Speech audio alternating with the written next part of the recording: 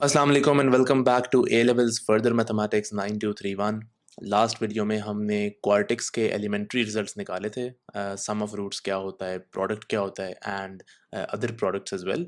और हमने कोई नया कॉन्सेप्ट नहीं सीखना, वही पुराने कॉन्सेप्ट्स हैं, लेकिन आज हम उनको क्वार्टिक्स के लिए अप्लाई करेंगे। So let's start. हमारे पास ये रिजल्ट्स जो हैं ये लास्ट वीडियो से आ रही हैं। This is the sum, this is the product, और ये हमारे पास दो और प्रोडक्ट हैं जिनको मैंने लास्ट वीडियो में समझाया था। ऑल्टरनेटिव फॉर्म्स या रिकरेंस रिलेशंस को यूज़ करने के लिए हमें ये फार्मूलाज चाहिए होंगे। So this method is useful to find higher order sums, लेकिन उसके लिए हमें इनिशियल एक दो सम्स कभी कभी चाहिए होते हैं। सो S2 और S-1 के लिए हम फार्मूलाज निकाल लेंगे and then we will use them for alternative forms. ठीक है, सो S2 निकालते हैं। S2 होता क्या है? S2 is just equal to alpha square plus beta square plus gamma square plus delta square. और ये हम निकालेंगे कैसे? हम alpha plus beta plus gamma plus delta का स्क्वायर ले लेंगे। वी एक्सपैंड दिस, हम इसके अंदर से जो ये वाली टर्म्स हैं उनको अलग कर लेंगे।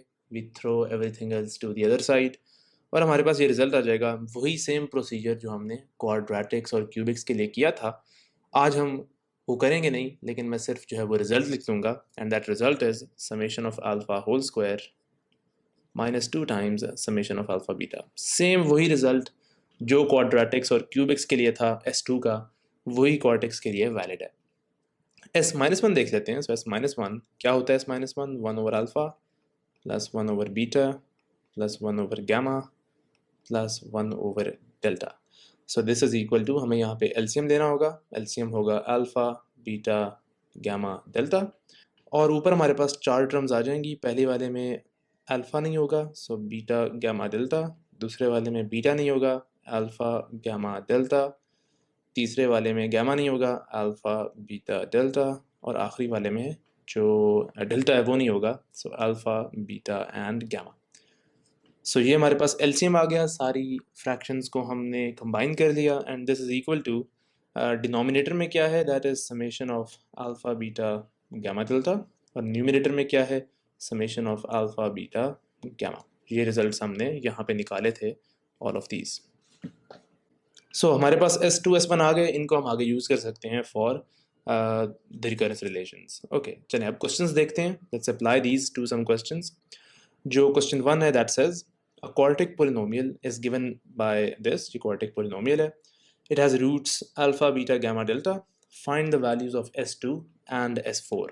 तो S2 के लिए तो हम फॉर्मूला लगा सकते हैं। So S2 is equal to summation of alpha whole square -2 times summation of alpha beta.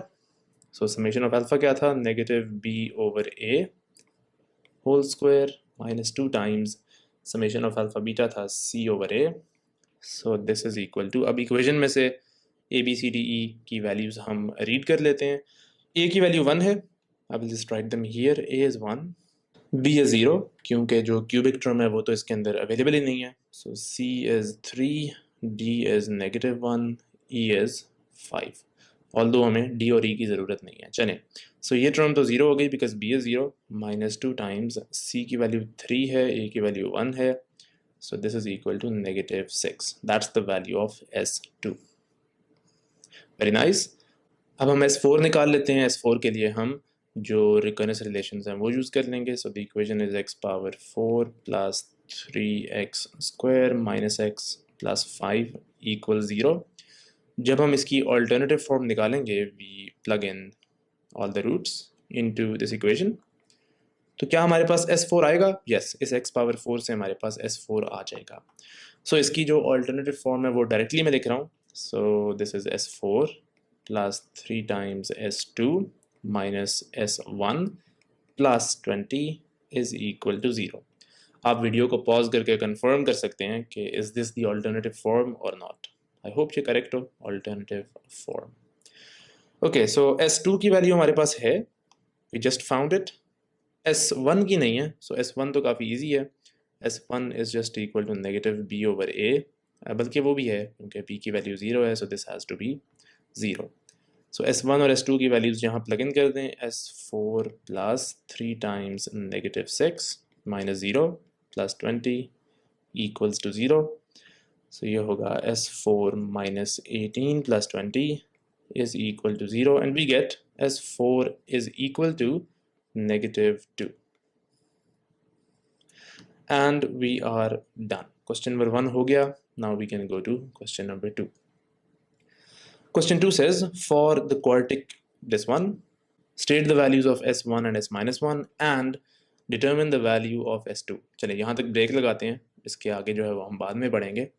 So we have to find S1 and S minus 1. So S1 क्या होता है? That is simply negative B over A. In this case B क्या है? That is -1. A क्या है? That is 1.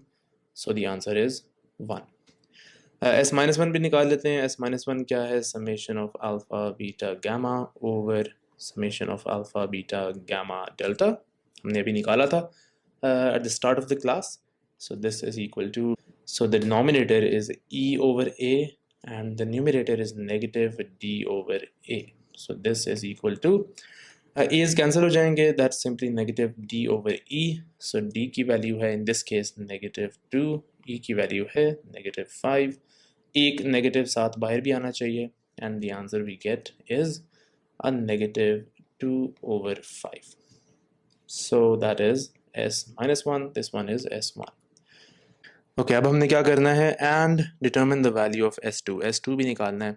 So S2 क्या होगा? S2 is gonna be summation of alpha square minus 2 times the summation of alpha beta. So this is equal to, ये हमारे पास S1 है, उसकी वैल्यू 1 आई थी. So 1 minus 2 times summation of alpha beta, that one is C over A. So this is 1 minus 2 times C की value क्या है यहाँ पे? That is ABC, that is 2. और A की वैल्यू हमारे पास 1 है. So this is 2 over 1. Answer क्या आएगा हमारे पास? 1 minus 4, that is a -3. So that's the value of S2. सब कुछ निकाल लिया, this and this. अब हमें जाना है जहाँ पे हमने ब्रेक लगाई थी. So state whether or not there are any complex roots. ठीक है. So quartic है, quartic के 4 roots होते हैं. पहली बात के जो कॉम्प्लेक्स रूट्स हैं, they always occur in complex conjugate pairs. या तो इसके अंदर 0 कॉम्प्लेक्स रूट्स होंगे, या 2 होंगे, या 4 होंगे. ऐसा नहीं हो सकता कि 3 कॉम्प्लेक्स रूट्स हों, because they have to always occur in pairs. ठीक है. सो हम ऑब्जर्व करते हैं कि जो S2 की वैल्यू है, S2 की वैल्यू नेगेटिव है. ठीक है. S2 का मतलब क्या है? S2 का मतलब ये है कि alpha square plus beta square plus gamma square plus delta square, इसकी वैल्यू हमारे पास नेगेटिव आ रही है. ठीक है. सो अगर इसकी वैल्यू नेगेटिव आ रही है, दैट मीन्स कि there must be complex solutions. क्यों? ऐसा क्यों हो सकता है? बिकॉज हम यहाँ पे स्क्वायर कर रहे हैं सबको, और आपको पता है कि जब भी हम एक रियल नंबर को स्क्वायर करते हैं तो आंसर हमेशा पॉजिटिव आता है. Not positive but non negative आता है. ठीक है. Because if the number is a positive number तो उसको स्क्वायर पॉजिटिव ही रखता है, and if it is a negative number तो वो स्क्वायर होके पॉजिटिव हो जाता है. So since we are squaring all the numbers, we are summing them up, तो आंसर पॉजिटिव आना चाहिए अगर जो सोल्यूशंस हैं वो रियल नंबर्स हों. बट सिंस यहाँ पे आंसर नेगेटिव आ रहा है, दैट मीन्स कि इन रूट्स के अंदर there must be some complex roots. We don't know how much, but there are complex roots in there. So that's the solution. क्या आप यही पूछा हुआ था ना कि वेदर और not there are any complex solution? So yes, there must be some complex solutions. So as you can see, there was no new concept. सिर्फ हमने अपने पुराने कॉन्सेप्ट्स को अप्लाई किया in the context of quartics. And इसी तरह के आपके पास क्वेश्चंस आते रहेंगे फॉर क्वार्टिक्स एज वेल. सबके सिमिलर क्वेश्चंस होते हैं. The only difference is the number of roots. So that's it for this video. This completes our section on quartics. In the next video, we start the last section of chapter 1, which is substitutions. So I will see you next time.